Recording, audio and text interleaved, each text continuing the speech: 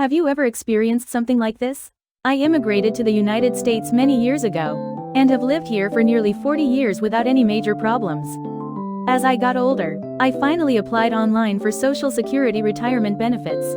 Even though the monthly amount would not be large, I felt happy knowing that a steady retirement payment would soon begin arriving in my bank account.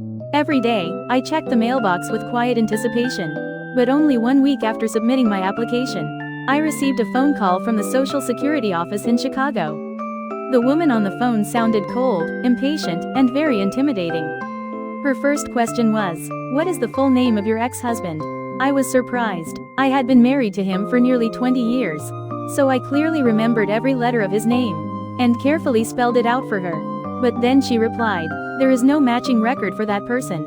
A moment later she asked, "Do you know his social security number?" I was shocked again. We had been divorced for over 20 years, and even when we were married, I never knew his social security number. After the divorce, we never saw each other again. I slowly repeated his name one more time, but she insisted there was no matching record and warned me that if I could not provide the correct information within 1 month, my application could be denied. At first, I thought it would be easy to solve.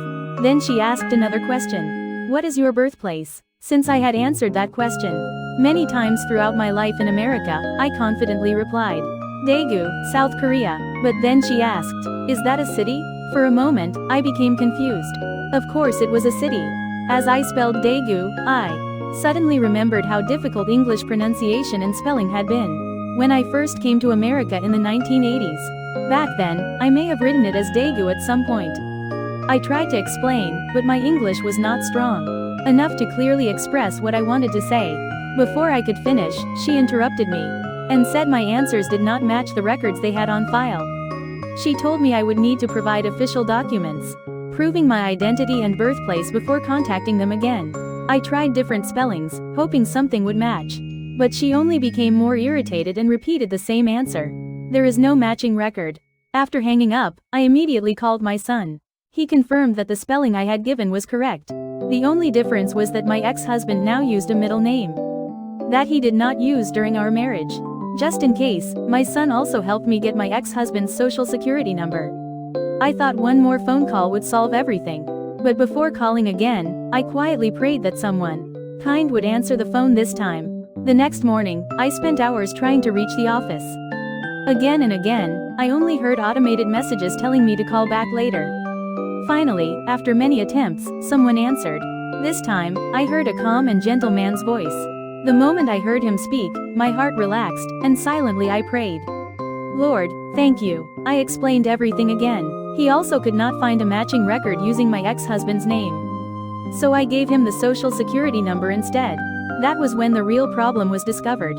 He calmly explained that from 1987 until 2026, my birthplace had been listed in the system as North Korea.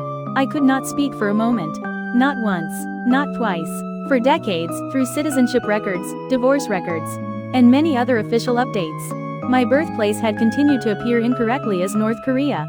I felt completely stunned. I even asked him, "Are you sure this is my record? Is the social security number really mine?" But there was no mistake. Unless this record was corrected, nothing else could move forward. So I told him, "I will bring my passport and every document I have, and come to the office in person." I asked if I could visit an office closer to my home, instead of going downtown to Chicago. Thankfully, he kindly arranged everything for me. He found the nearest Social Security office, scheduled an appointment, and carefully noted the reason for my visit. Only then did I finally begin to feel relieved. If you are living in America and approaching retirement age, especially if you have moved many times, changed names, or used different spellings throughout your life, I encourage you to check your records in advance. A simple mistake hidden inside an old government file can unexpectedly create a very stressful situation later in life. I wanted to share my experience in case it may help someone else someday.